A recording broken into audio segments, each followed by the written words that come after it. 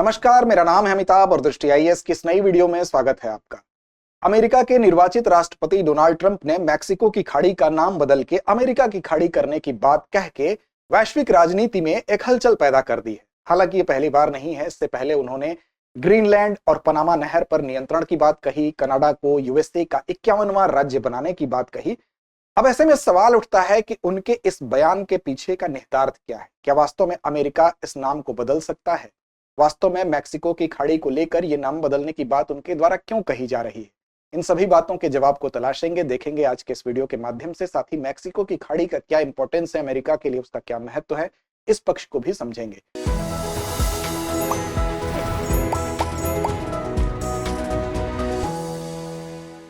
चलिए आज के इस वीडियो की शुरुआत करते हैं। क्या बदल जाएगा मैक्सिको की खाड़ी का नाम, इस शीर्षक के अंतर्गत। इससे पहले कि वीडियो की शुरुआत करें, आपको बता दें कि दृष्टि आईएएस मुखर्जी नगर की क्लासेस अब नोएडा शिफ्ट हो चुकी है। IAS foundation prelims mains course offline batch Hindi माध्यम का 16 जनवरी सुबह 11:30 बजे से शुरू हो रहा है। इंग्लिश मीडियम के बैच में भी एडमिशन प्रारंभ है। इससे संबंधित विस्तार से अगर जानकारी आप चाहते हैं तो 8750187501 पर आप कॉल भी कर सकते हैं। चर्चा के पक्षों की बात कर लें तो खबर यही है कि उनके इस बयान के बाद राजनीतिक घटनाक्रम में एक हलचल पैदा हो गई है। साथ ही मैक्सिको की खाड़ी के नामकरण की जो बात है, इसको समझेंगे कि इसका ये नामकरण हुआ कैसे था और क्या अमेरिका इस नाम को चेंज कर सकता है, उसके पास क्या ये शक्ति है। मैक्सिको की खाड़ी का एक परिचय होगा जो कि अवधारणात्मक समझ के लिए जरूरी है। उसकी स्थिति क्या है, वहां पर इसकी स्थिति क्यों इसको इंपॉर्टेंट बनाती है, कैसे बदल सकता है ये नाम, क्या अमेरिका इसके लिए अकेले जिम्मेदार है या कोई व्यवस्था वैश्विक रूप से बनाई गई है।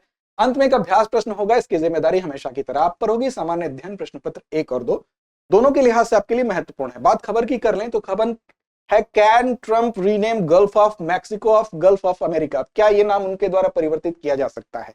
देखिए, ये है गल्फ ऑफ मैक्सिको की स्थिति। इसके यहाँ पर सामने आप उत्तर भाग में देख रहे हैं कि यूनाइटेड स्टेट ऑफ अमेरिका की स्थिति है। आप इसके इस हिस्से में देख रहे हैं मैक्सिको की स्थिति है। तो ऐसे में ये दोनों ही देश इस पर, इसके नाम पर फिलहाल इसकी स्थिति दिखाई देती है। गल्फ ऑफ मैक्सिको इसको कहा जाता है और अमेरिका कह रहा है कि इसका नाम बदल के गल्फ ऑफ अमेरिका रखा जाएगा। तो दरअसल इस नाम के पीछे, इस बात को कहने के पीछे के कुछ निहितार्थ है। ये नामकरण की बात अचानक कहां से आ गई? तो देखिए, ये बात अचानक नहीं आई है। दरअसल जो निर्वाचित अमेरिकी प्रेसिडेंट है, उनकी जो आइडियोलॉजी है वो क्या है? आइडियोलॉजी राष्ट्रवादी आइडियोलॉजी है और साथ ही साथ अमेरिका फर्स्ट की पॉलिसी है। इसके अलावा जो मैक्सिको है, मैक्सिको के साथ जो व्यापारिक घाटा है उसको लेकर भी उनका एक आलोचनात्मक रुख था, उससे भी उनके मन में कहीं ना कहीं नाराजगी थी। साथ ही साथ मैक्सिको से अमेरिका में जो प्रवासन है, जो लोगों का जाना है, जाकर वहां पर बसना है और इससे जो सुरक्षा की स्थिति है, उस पर जो खतरे के संकेत है, उसको लेकर भी निर्वाचित राष्ट्रपति ट्रंप की नाराजगी है। तो ये कुछ प्रमुख कारण है जिसकी वजह से वो ये बात कह रहे हैं।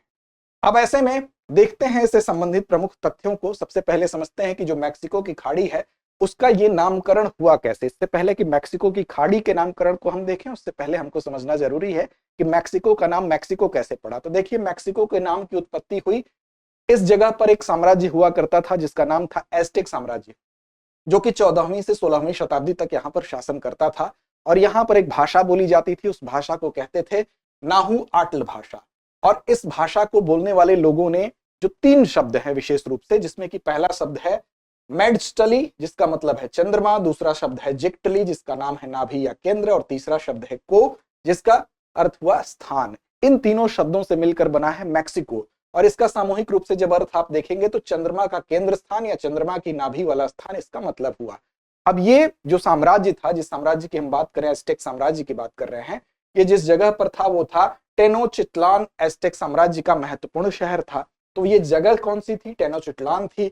और ये जो है टेक्सकोको झील के एक द्वीप पर स्थित था।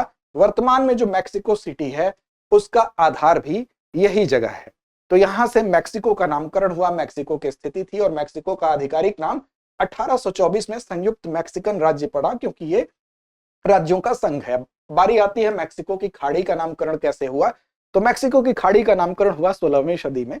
आप देखेंगे यहां पर स्पेनिश खोजकर्ता आए और उन्होंने मानचित्रों पर पहली बार इसको दिखाया। 1607 में आप देखेंगे एक मानचित्र जारी होता है। इसी मानचित्र का उल्लेख भी किया गया है मैक्सिको के राष्ट्रपति के द्वारा। उन्होंने एक कहा है, क्लॉडिया शिबान ने कहा है कि 1607 में ही मानचित्र में मैक्सिको की खाड़ी को इसी नाम से दर्शाया गया था। और ये प्राचीनता जो अमेरिका संयुक्त राज्य अमेरिका के रूप में 1776 में आया, जुलाई 1776 में, उससे प्राचीन है। तो ये कहना अमेरिका के द्वारा ठीक नहीं है। साथ ही साथ उन्होंने तंज भी कसा और उन्होंने कहा कि क्यों ना उत्तरी अमेरिका का नाम बदल के मैक्सिकन अमेरिका कर दिया जाए।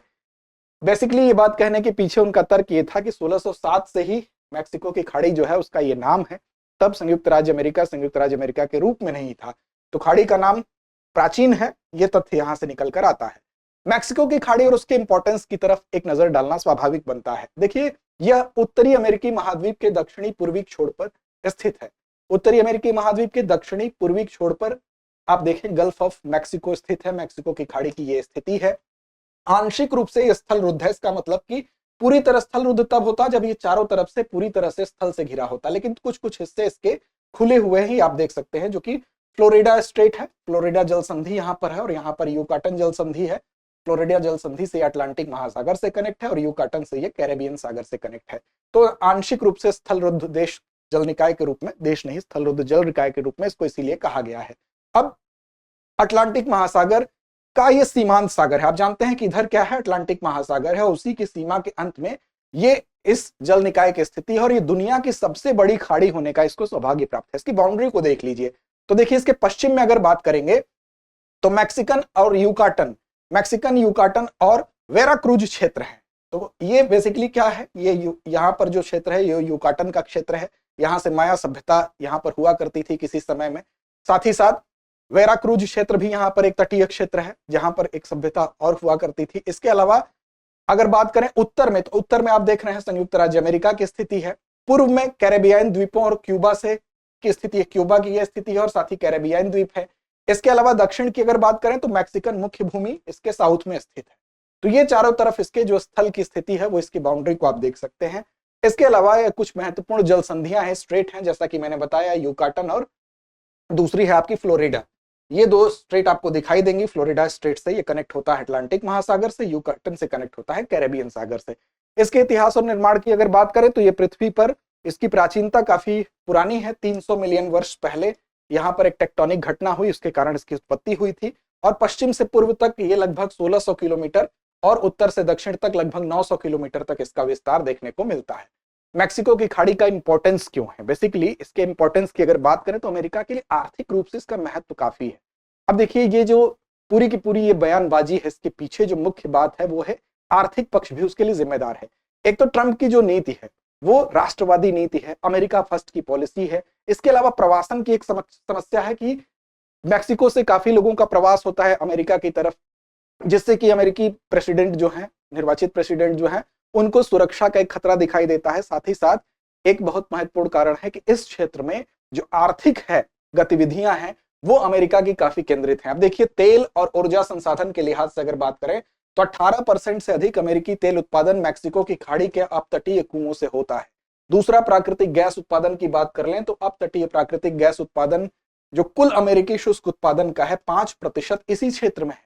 पेट्रोलियम शोधन क्षमता की बात कर ले तो कुल अमेरिकी पेट्रोलियम शोधन क्षमता का 48% मैक्सिको की खाड़ी के तट पर ही स्थित है। और प्राकृतिक गैस प्रसंस्करण की बात कर ले तो कुल अमेरिकी प्राकृतिक गैस प्रसंस्करण संयंत्र क्षमता का 51% खाड़ी तट पर ही स्थित है। तो ये इंपॉर्टेंस को बयां करता है, मैक्सिको की खाड़ी की इंपॉर्टेंस को बयां करता है कि अमेरिका के लिए क्यों इतना इंपॉर्टेंट है। अब क्या बदल सकता है इसका नाम? तो देखिए, अगर अमेरिका इसका नाम बदलना चाहता है तो केवल अमेरिका के चाहने से ये संभव नहीं है, क्योंकि नाम बदलने के लिए हालांकि वैश्विक रूप से कोई ऐसा नियम नहीं है, लेकिन एक सहमति का नियम है। सहमति का नियम यह है कि कुछ ऐसे देश जो सार्वभौमिक रूप से जब सहमत होते हैं तब ऐसे स्थानों का नाम बदला जा सकता है। अगर अमेरिका नाम बदलने का निर्णय केवल लेता है तो उससे नाम बदलने की प्रक्रिया नहीं संभव है। इसमें अन्य देशों को भी इस फैसले में सहमति देनी होगी, क्योंकि किसी भी महासागर समुद्र का नामकरण और उस पर अधिकार सार्वभौमिक रूप से सभी देशों के लिए मान्य होना चाहिए, तभी वो नाम परिवर्तित माना जाएगा। अंतर्राष्ट्रीय स्तर पर समुद्रों और महासागरों के नामकरण के लिए हालांकि कोई ठोस तय प्रक्रिया नहीं है, लेकिन फिर भी अधिकतर देशों के बीच में एक समझौता होता है, एक सहमति बनती है, तब उसी के आधार पर नाम को चेंज किया जाता है। इसके लिए एक संगठन है आईएचओ में जो सदस्य देश इसके होते हैं उनके बीच में ही एक सामूहिक सहमति होगी, तभी यह नामकरण की प्रक्रिया पूरी मानी जाती है। और कई देशों द्वारा एक ही जल निकाय या स्थल को हालांकि अलग अलग नाम से संबोधित किया जाता है, लेकिन वो संबोधन के लिए हो सकता है, बुलाने के लिए अलग अलग नाम से बुला सकते हैं। जैसे अरब सागर की बात करें तो भारत उसको अरब सागर कहता है, पाकिस्तान में अरेबियन सागर कहा जाता है। तो हम पुकारने के लिए कुछ भी बुला सकते हैं, लेकिन अंतर्राष्ट्रीय स्तर पर जो नामकरण होता है वो इसके सदस्यों के, आईएचओ के सदस्यों की सहमति के बाद होगा। आईएचओ की बात कर लें तो इसकी स्थापना 1921 में हुई थी। इंटरनेशनल हाइड्रोग्राफिक ऑर्गेनाइजेशन है। मुख्य उद्देश्य इसका क्या है? तो मुख्य उद्देश्य है विश्व के सभी समुद्र, महासागर और नौगम्य जल का ये सर्वेक्षण करेगा, उसका मानचित्रण करेगा, और वर्तमान में इसके सदस्यों की संख्या 100 है। इसका सचिवालय कहाँ है? तो मोनाको में इसका सचिवालय स्थित है। और 1955 से ही आईएचओ का भारत भी एक सक्रिय सदस्य है, और भारत की तरफ से जो नोडल एजेंसी है इसमें भारतीय नौसेना जल सर्वेक्षण विभाग इस कार्य के लिए एक नोडल एजेंसी है। समुद्र और महासागरों के मानचित्रण और सर्वेक्षण के महत्व को उजागर करने के लिए ही 21 जून को एक दिवस मनाया जाता है, जिसको विश्व हाइड्रोग्राफी दिवस के नाम से हम जानते हैं। तो जब तक ये सिर्फ अमेरिका की एक बयानबाजी का हिस्सा हम कह सकते हैं, क्योंकि इससे पहले भी निर्वाचित अमेरिकी प्रेसिडेंट ने ग्रीनलैंड और पनामा नहर को कहा कि हम अपने कंट्रोल में ले लेंगे, कनाडा को कहा कि यूएसए का 51वां राज्य होगा, लेकिन वास्तव में ये एक बयानबाजी का हिस्सा है, उसके रूप में देखना चाहिए। इसके लिए जो नियत प्रक्रिया है वो हमने आपको अभी बताया। अंत में जिम्मेदारी एक अभ्यास प्रश्न की होती है, जिसको हम आपके ऊपर छोड़ते हैं। इसका जवाब आपसे अपेक्षित है। अंतरराष्ट्रीय हाइड्रोग्राफिक संगठन का सचिवालय कहाँ स्थित है? विकल्प आपके सामने है, न्यूयॉर्क, मोनाको, पेरिस या लंदन। तो इस प्रश्न का सही और सटीक जवाब जरूर दें। डरते रहें, अपने लक्ष्य की ओर बढ़ते रहें।